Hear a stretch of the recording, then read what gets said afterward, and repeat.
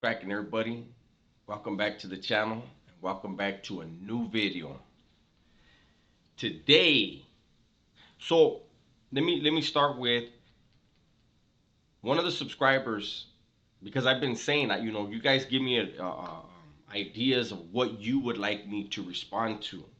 One of the problems I have is a lot of these videos that I respond to are copyright protected. So I will record the whole thing, edit it, upload it, go through all the checks with YouTube, and then I won't be able to air it, right? So it gets frustrating. That's why there hasn't been anything on. However, one of my subscribers had a great idea. He said, why don't you react to one of your old videos?" I was like, "Wow, this is my newer channel. I'm gonna react to the video I'm gonna react to right now is the biggest video I've ever done so far. It's on my other channel. I don't know if I'll have time to do the whole video, but this one is called Why don't Mexicans give blacks head up fades in prison? Okay? Head up fade is a fight, a one-on-one fight. So why don't Mexicans give blacks head up fades in prison? That's what we're reacting to. Let's see what's up. It's cracking, everybody. New video. So this video right here, it's gonna have to be kind of quick. I'm on break.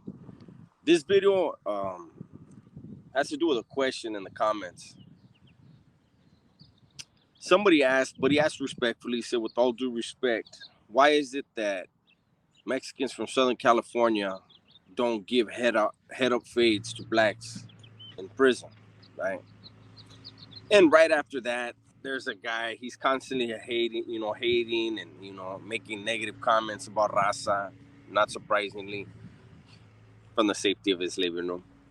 Um, but he said, "Oh, because they're all so small, so they have to use weapons, which is a great tactic for them."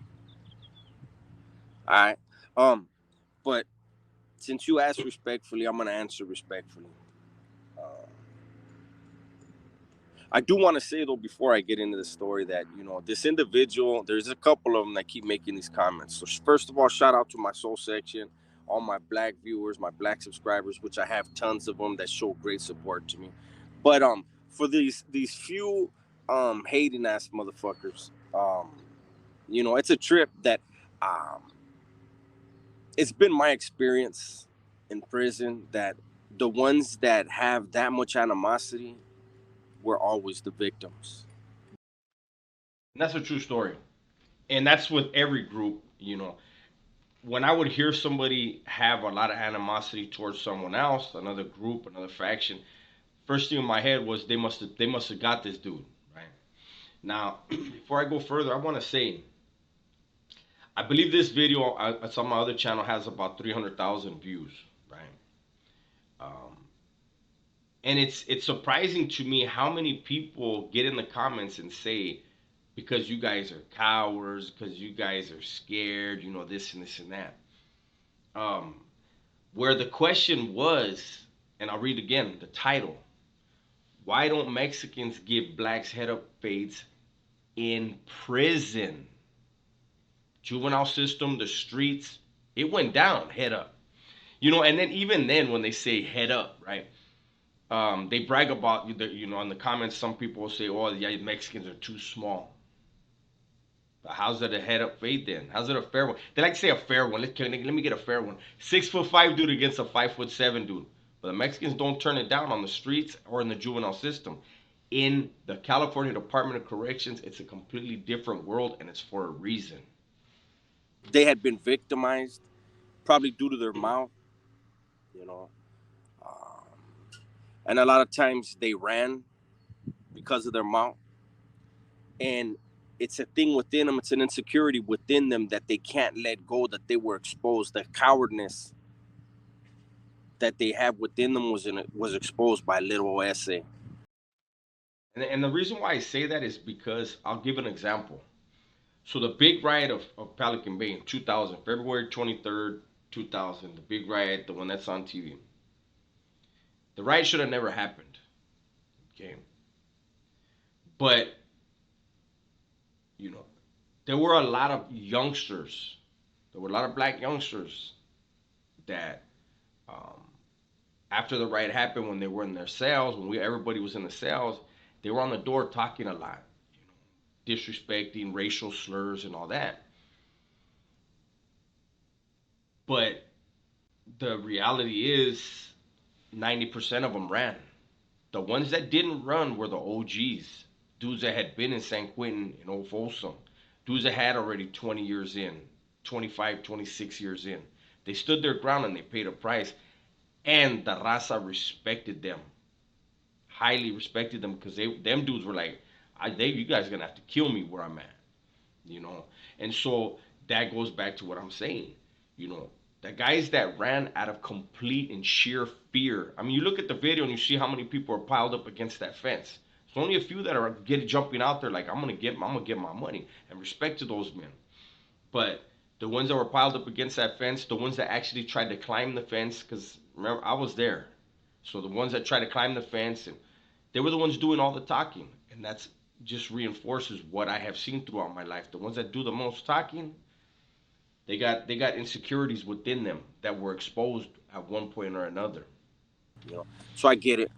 Um, but in my experience, behind those prison walls, those that are really involved in shit, those that are really pushing lines, they respect their adversary.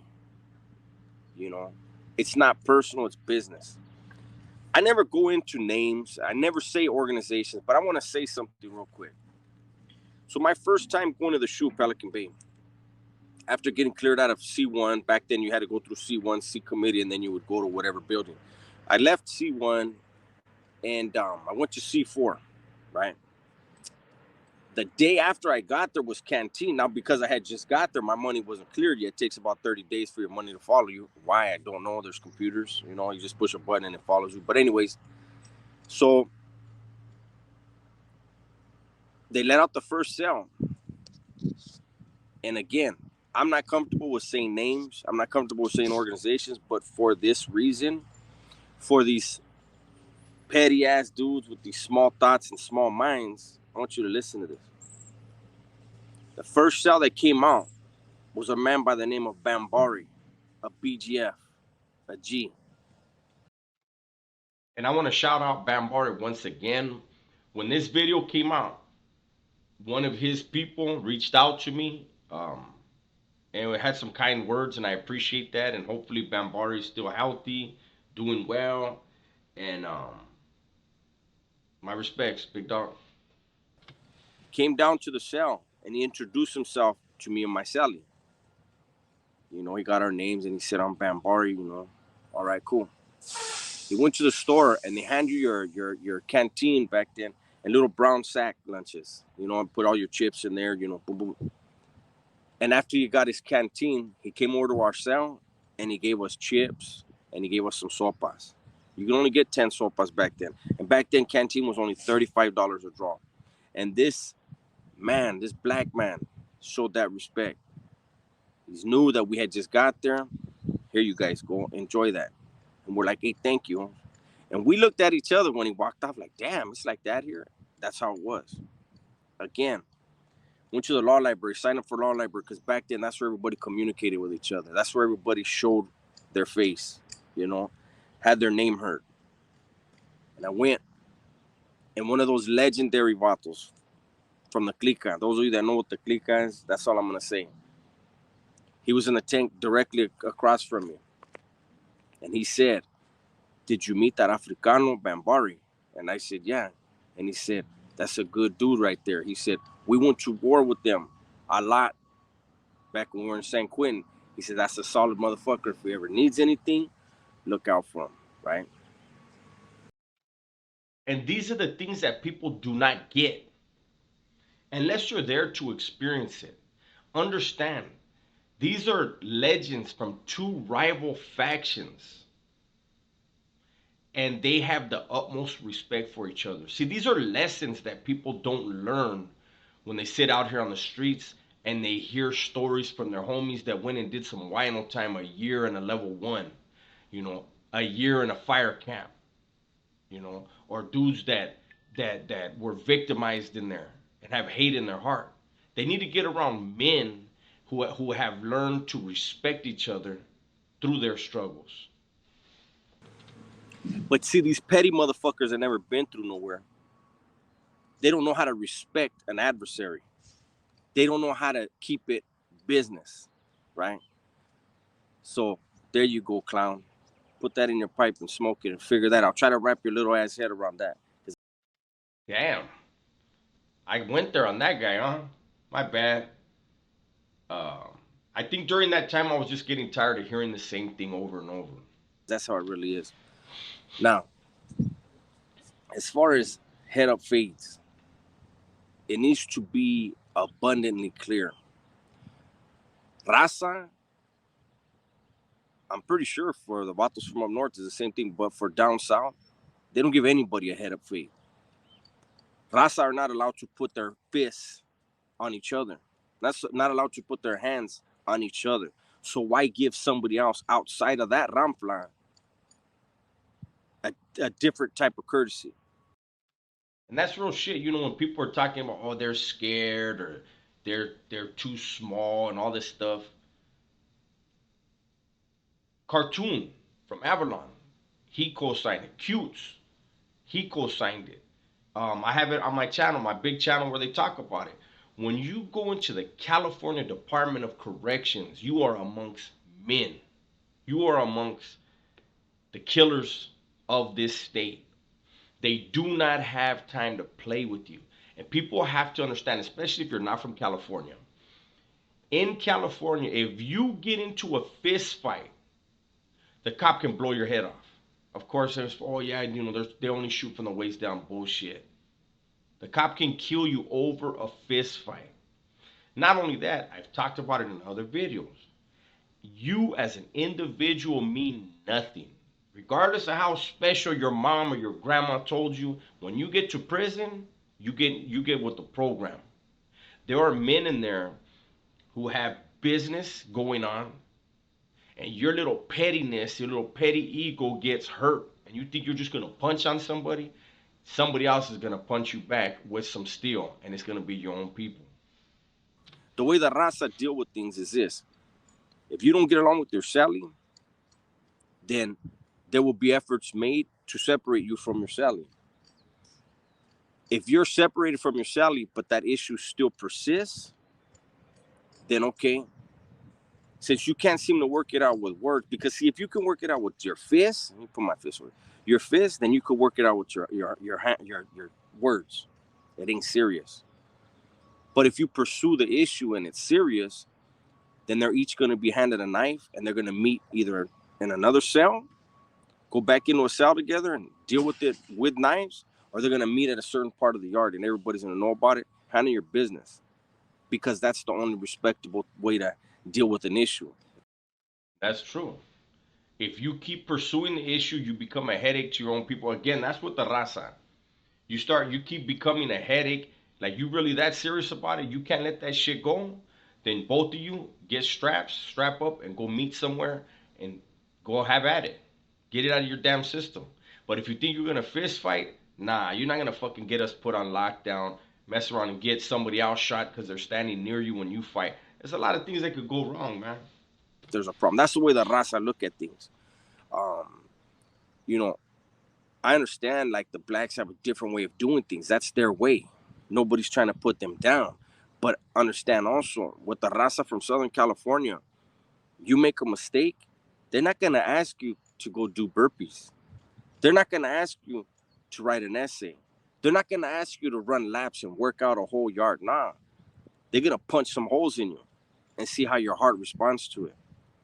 Do you go back to your cell and try to patch yourself up?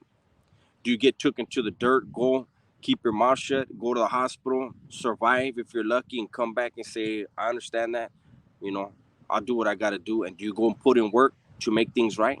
And do you learn a lesson? That's how the raza from Southern California deal with things. So when I'm asked, when I hear how come the dudes from down south don't give blacks face, has nothing to do with fear.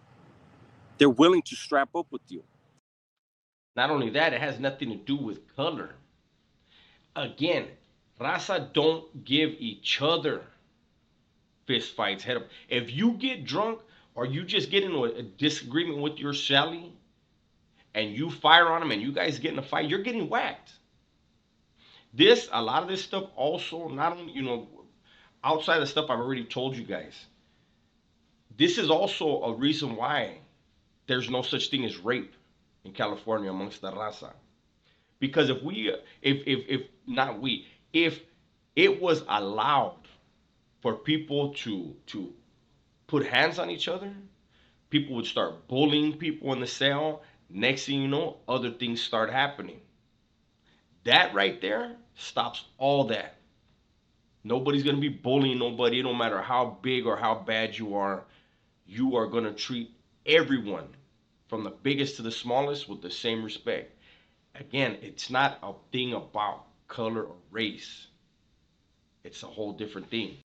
You get your knife and I'll get mine and we'll meet somewhere. How is that cowardice? You're still a lot bigger.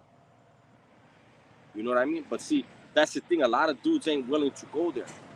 You know, they just want to, oh, I'll beat you up. And yeah, raza are a lot smaller. That knife is always going to be the equalizer. Can you, first of all, can you make one as good as Mexicano?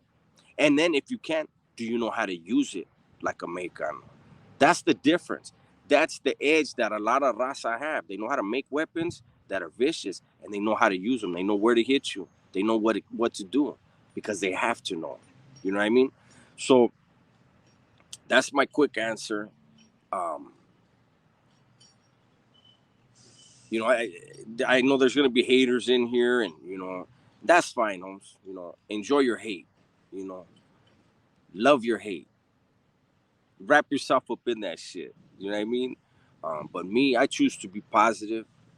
Uh, I enjoy all the positive comments that I get. I enjoy the growth that I'm getting. And don't forget, haters, those of you making them comments, you're helping me with the algorithm. I appreciate you. Every time you make a comment and you think you're woofing on me, I appreciate the view and the comment. I don't think you know how this works yet, player. But you go ahead with your victim mentality, man. Hate every Mexican you want. But you exposed yourself, probably. And they just help to clarify it. I want to make sure I make it clear. Those comments right there were to a specific person. Some people took it as if I was talking about all black people. Of course, I'm not. You know, as I said, as I spoke with respect about Bambari, you know, I've spoken about other black men that I did time with, mentioned their names, gave them their shout outs, showed them their respect. That's what it's all about. When you're in there, it's about respect. I was answering a question and also responding to some of the hate, and that's where that comes from. You know what I mean? Let me clarify what you really are in your heart. And then your mind couldn't take it. So I'm gonna let you go. I'm gonna let you get your thumbs ready, start a fire on your motherfucking keyboard right now. And meanwhile, I'll be at work making good money. Then I'll go to lunch and I'll love this beautiful sky and this fresh air. I'll put out some more content that's gonna help somebody hopefully make a better decision in life. Enough of that guy. He talks too much. But no, seriously, I was answering a question, and then here at the end, when I'm talking about making good money and enjoying the sun and all that, this is a reminder that all of that stuff that I spoke about and that I'm speaking about now, that's a part of my past. Um, I wish I would have had enough balls to not make the decisions that I made in my past that led to hurting other people. Can't take that back. I chose to do that, right? And I have what I talked about in another video, expensive knowledge because of that. I went to prison so I can speak on it. I answer this question from decades of experience, right? Um, and I make these videos to try to open people's eyes to the seriousness and the deadliness of being a criminal, being a gang member, going to prison. So with that, hopefully you enjoyed the video. If you did, give me a thumbs up and let me know what you liked about it. If you didn't, hit the thumbs down. Let me know what you didn't like about it. If you know somebody that would like the video, share it with them. If you guys want me to do more reactions to my old videos, which I thought was a great idea because it stops copyright issues, let me know that also. Um, if you have specific videos that I did in my past that you would like me to talk about, go to my big channel. If you're not subscribed, subscribe to it. It's Dubs, Dubsv, or at Dubs. Either one, it'll pop up. Go through, look at the titles, different things. If you want me to respond and react to my old stuff, let me know. That said, everybody be safe, be smart, and tell the ones you love that you love them, right? I'm out.